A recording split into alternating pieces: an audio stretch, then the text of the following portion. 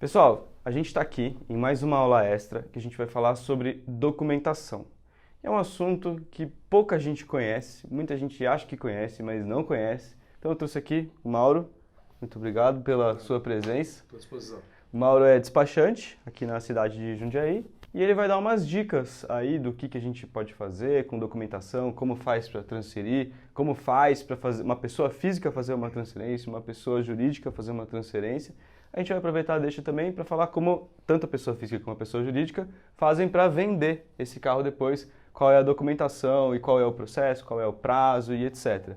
Então, gente, para a gente deixar bem claro até aqui, então vamos lá, qual que é o processo? Lembra que a gente começou? Escolhe o orçamento que você tem para comprar o seu carro, depois você tem que achar o seu carro, depois você vai fazer toda a avaliação mecânica, que é a parte principal do curso. Terminada a avaliação mecânica, você vai fazer o laudo de vistoria, que é para, o laudo cautelar, que é para você saber se o carro está quente ou não, né? Assim que a gente fala nos bastidores. Depois de tudo isso, você vai fazer o laudo de transferência junto com o laudo cautelar, se você gostou desse carro. E depois, por último, é a hora que a gente chega aqui, que é a parte efetiva da transferência mesmo. Então, vou passar a palavra para o Mauro aqui, para ele explicar. Então, Mauro, vamos lá. Cheguei todo esse processo, vou fazer a transferência do meu carro. Quais são os documentos? Vamos primeiro falar sobre pessoa física, né? Quais são os documentos que eu vou precisar entregar lá para você dar entrada nesse processo para mim? Qual é o prazo que normalmente costuma demorar? Gente, aqui a gente está usando a base do estado de São Paulo e do município de Jundiaí. Isso pode variar, né, de estado para estado, de município para município, e da agilidade do profissional que está lá tentando fazer o negócio funcionar ou não, né?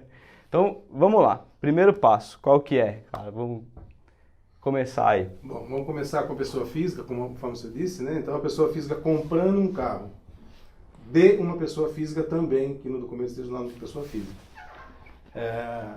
Da pessoa que está vendendo, basicamente não precisa de nada, basta o reconhecimento de firma no CRV, na autorização de transferência. O CRV, né, é o certificado, é o recibo, né, de compra e venda. Qual que é a nomenclatura certa? Certificado de registro de veículo. Vou até escrever aqui, nem eu sabia o que era.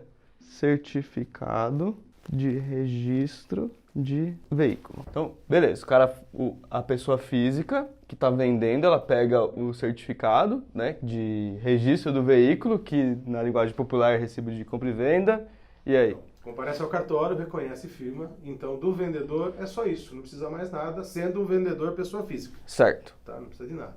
O comprador pessoa física precisa estar de posse de um documento, que pode ser ou a CNH, ou o RG que conste o número do CPF, ou o RG e o cartão do CPF. Tá, deixa eu escrever aqui pra gente. Então aqui é o vendedor, aqui o comprador. Então ele vai precisar do RG, CPF, né? Isso. A CNH. É um ou outro, né? Um ou outro. Tá, então vamos lá. Ou RG e CPF ou CNH. RG, CPF ou CNH. Beleza? Além disso, precisa do comprovante de endereço. Certo. Vamos supor que esse cara mora numa casa alugada. Como que ele faz com esse? Tá, se ele não tiver nenhuma conta de consumo ou uma conta de cartão de crédito no nome dele ou de condomínio, então tem que ser a conta no nome, talvez, do proprietário do imóvel e uma declaração do proprietário também afirmando que ele reside naquele endereço. Ou ainda, uma cópia do contrato de locação. Também, né? Também serve como comprovante. Legal. Mas tem que estar sempre acompanhado numa conta de consumo. Tá, então água, luz, telefone, acho que nem tem mais, né? Pessoal. Ah, não, tem celular. Ainda dá. Então esse é o documento para a pessoa física adquirir o veículo. Não tem nada além disso, salvo quando, por exemplo, o documento está no nome de uma mulher que casou-se. Então aí precisa juntar a cópia da certidão de casamento para demonstrar que, por exemplo, o nome que está preenchido na autorização de transferência no CRV é a mesma pessoa que está na CNH ou no RG dela. Certo. Porque às vezes no preenchimento coloca o nome de casada e no nome dela está o nome de solteira, o nome do documento.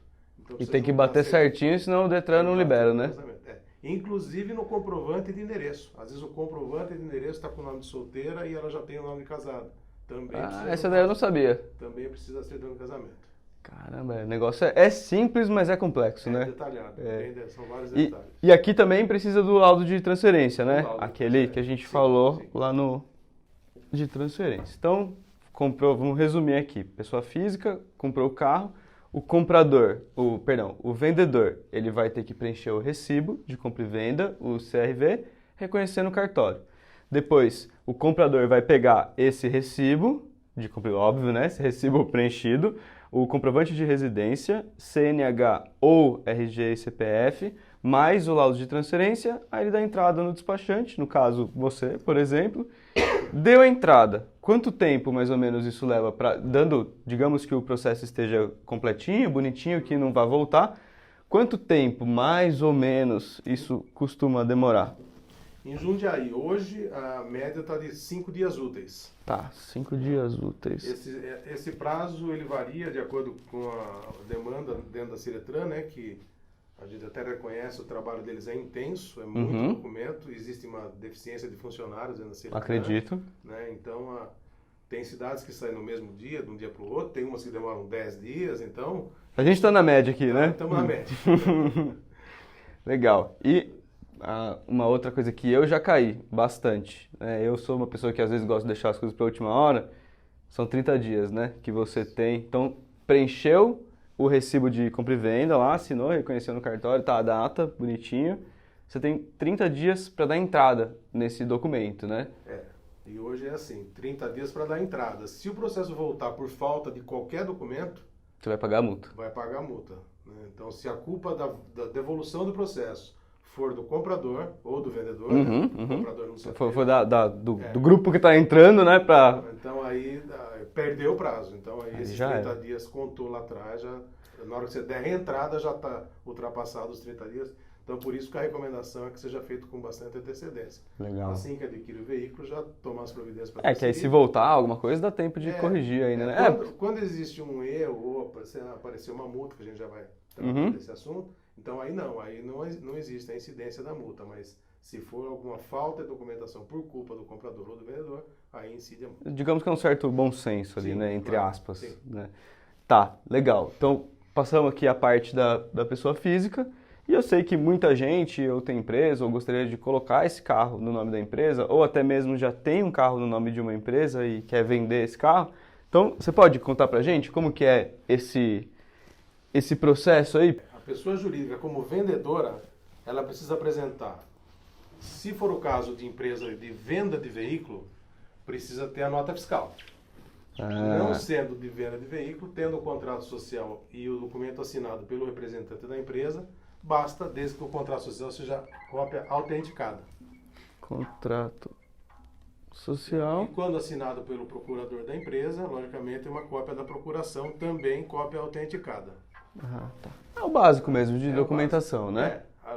Então, para comprar de uma pessoa jurídica, as precauções são essas. Então, da pessoa jurídica é se atentar primeiro que quem assinou o recibo pode assinar pela empresa.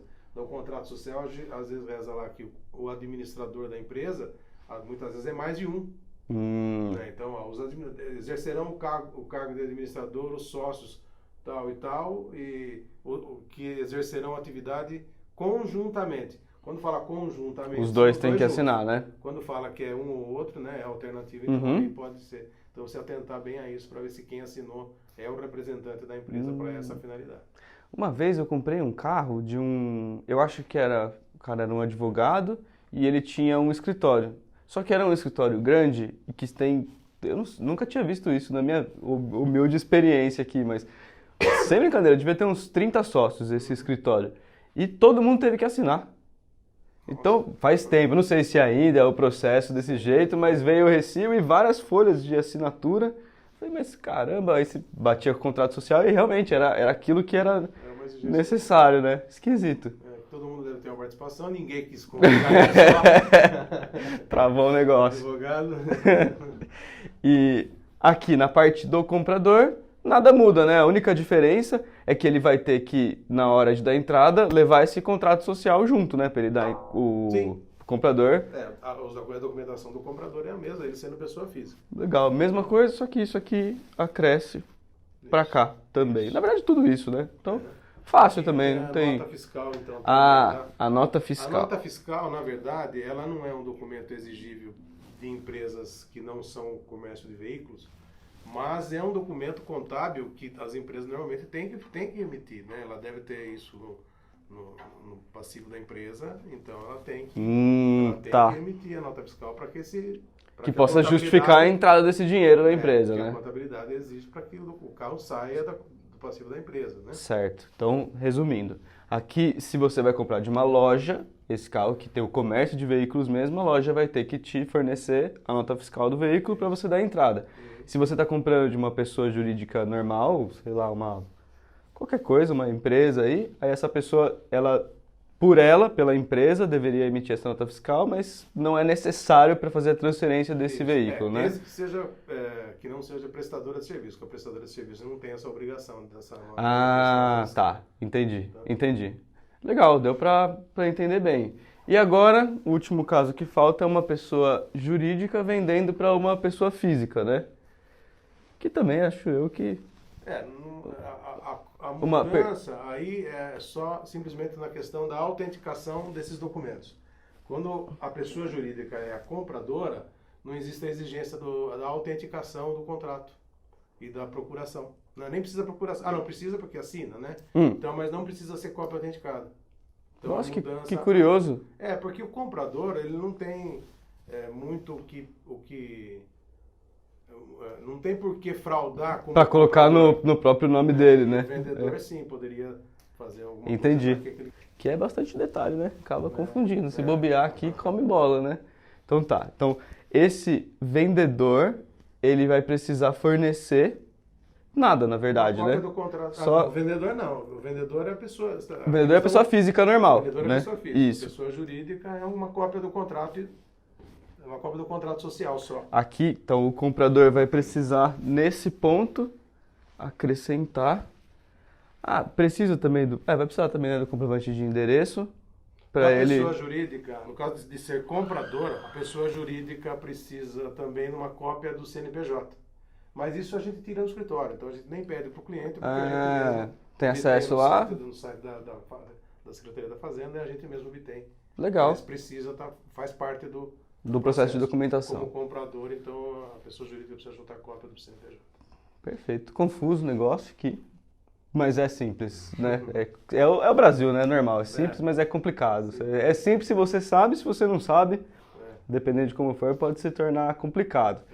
Então, gente, o que eu queria passar para vocês aqui é mais essa parte de documentação e etc., que é a parte teórica, né? Que também funciona um pouco na prática.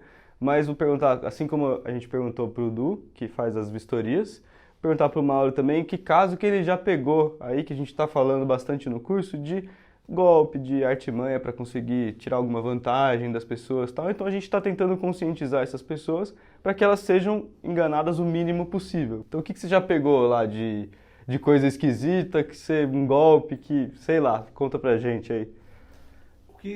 Com uma certa reincidência, não é golpe, mas é uma coisa que está oculta, são multas que aparecem hoje. Até um tempo atrás, uns meses ou um ano atrás, depois que a gente dava entrada no processo, mesmo que surgissem multas, elas não eram cobradas naquele momento. Elas eram cobradas na emissão de um documento futuro. Hoje não, você dá entrada. Se aparecer multa, o processo volta e requer o pagamento daquela multa. Então isso atrasa o processo, demora mais do que o previsto, então a gente já deixa o cliente alertado que se isso acontecer, então esse tempo de 5 dias aí ele aumenta. Então isso é constante acontecer hoje. Outra situação que a gente verifica, às vezes o cliente não sabe, ou não nos comunica que o veículo foi financiado. Então a gente dá a entrada como se não fosse, e aí volta depois na hora da emissão dizendo que consta um financiamento naquele carro. Aí atrapalha o processo aqui no prazo. Tem que refazer tudo para dar entrada da forma correta então. Então isso é muito importante que não seja avisado também no momento que ele deixa o documento para a gente fazer a transferência. Entendi. Se não, tá. Legal. São pontos aí que um deles dá para ter controle, que é a parte do financiamento. O outro, o que dá para fazer é o laudo cautelar, que nele algumas coisas são mostradas, né? Normalmente mostra tudo, mas ainda assim pode ser que não apareça tudo e que por uma ineficiência do Estado surja alguma multa lá que não estava cadastrada, talvez nem por má fé nem do vendedor, nem do comprador. Sim, o vendedor nem sabe que existe aquela multa. É. Então o que eu acho, assim, aí é minha dica mesmo, o que eu acho legal? Busque, né? Eu sei que isso é difícil, mas busque alguém que essa pessoa, se você está comprando, né, cite esse caso para o vendedor, porque a multa é de responsabilidade do vendedor. Mas uma vez transferido esse documento, se esse cara falar assim, eu não vou pagar, aí você vai ter que acionar ele juridicamente. Aí vai dar né, receber acho que você recebe, mas deve dar um trabalhinho aí, né? Uma canseira. Dá sim, tem que entrar. Aí teria já a parte judicial, né? Que eu também sou advogado, então algumas coisas eu faço nesse sentido. Seria uma ação de cobrança contra ele, normalmente é com êxito, né? Mas é uma ação complicada, demorada, e às vezes não vale a pena, às vezes por uma multa de R$500, R$200, às vezes você vai entrar com uma ação judicial, né? Putz, é um negócio... É caro, então, aí normalmente busca PROCON, quando é o caso de pessoa jurídica do vendedor, ou então a juizado especial, que daí não tem custas, mas é demorado da mesma forma, então se der para fazer amigavelmente é melhor. Melhor, né?